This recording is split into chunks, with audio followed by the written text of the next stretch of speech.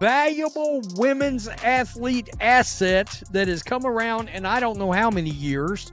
Certainly for women's basketball, they are taking this asset, an asset that I contend is worth more than every player in the WNBA combined. First, let me start with a statistic. 17% of all WNBA players have been the target of flagrant fouls this season.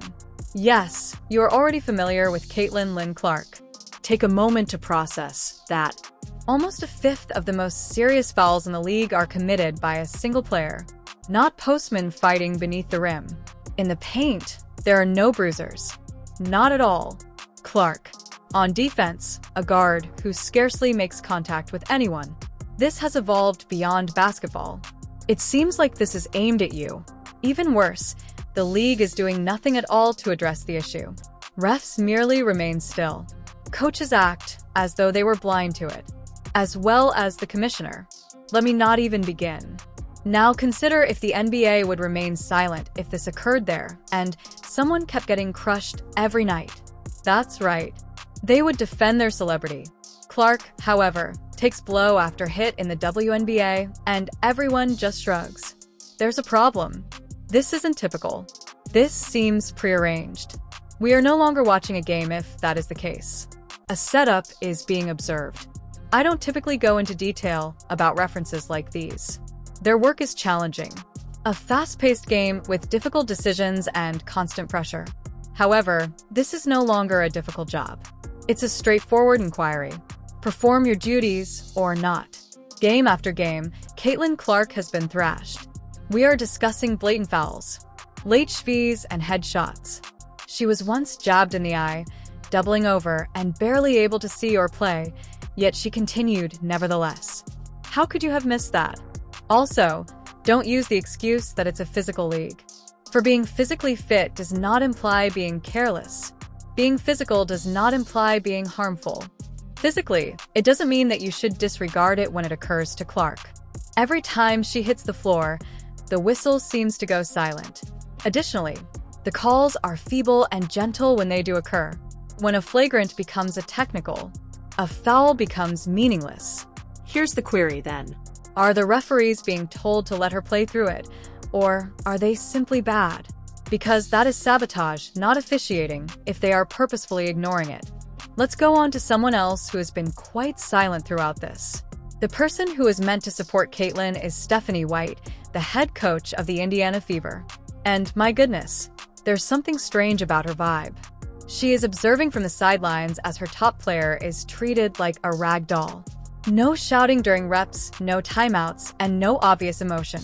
She then mumbles something along the lines of, "Oh, I found out about it late last night," in response to reporters' questions regarding Clark's injury. Hold on, what? Earlier that day, your athlete underwent an MRI. She is the franchise's future, and you're only now discovering it at night. Stephanie White is either being excluded, which is awful, or she is acting as though she is not included, which is worse. I don't want to criticize a coach arbitrarily, but what are you doing as the head coach of a team that features a generational talent like Caitlin Clark, and you can't even provide a straightforward update when she's hurt? Let's now discuss Kathy Angelbert, the WNBA commissioner at the highest level.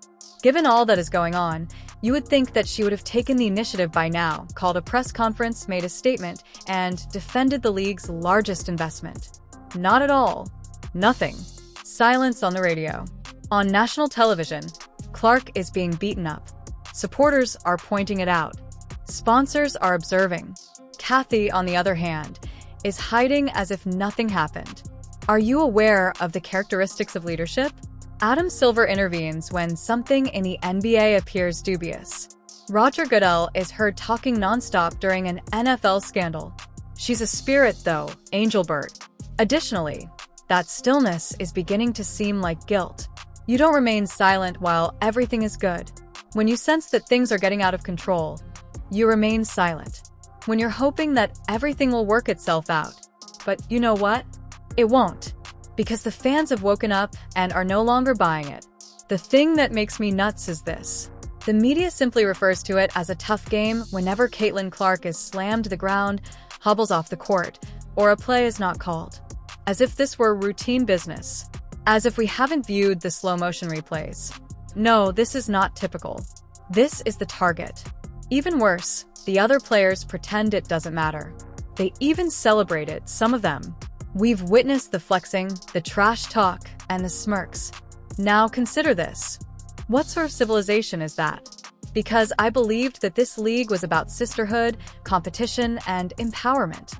Instead, we witness quiet, resentment, and jealousy. Additionally, it is infuriating supporters because they begin searching for solutions on their own when anything breaks and no one in the league acknowledges it. They then begin to say things that the league won't. They begin to use terms like conspiracy and setup. To be honest, they're not incorrect. Let's take a moment to consider that groin ailment. According to The Fever, it was day-to-day. Clark had her MRI earlier that day, but according to her coach, she didn't find out until late at night. What is the truth, then? Because it appears as though someone is hiding something from the outside. She appeared slow, heavy, and exhausted in games before to the injury. It wasn't just a poor shooting performance. That individual was enduring pain. They refer to it as a strain when she eventually sits out. No, the individuals around the girl were either indifferent to or did nothing to stop her from crying in front of us. It's hardly an accident if Clark's body fails because neither her team nor the league protected her. It's a betrayal. The WNBA was surprised by this. The supporters are keeping an eye on this development.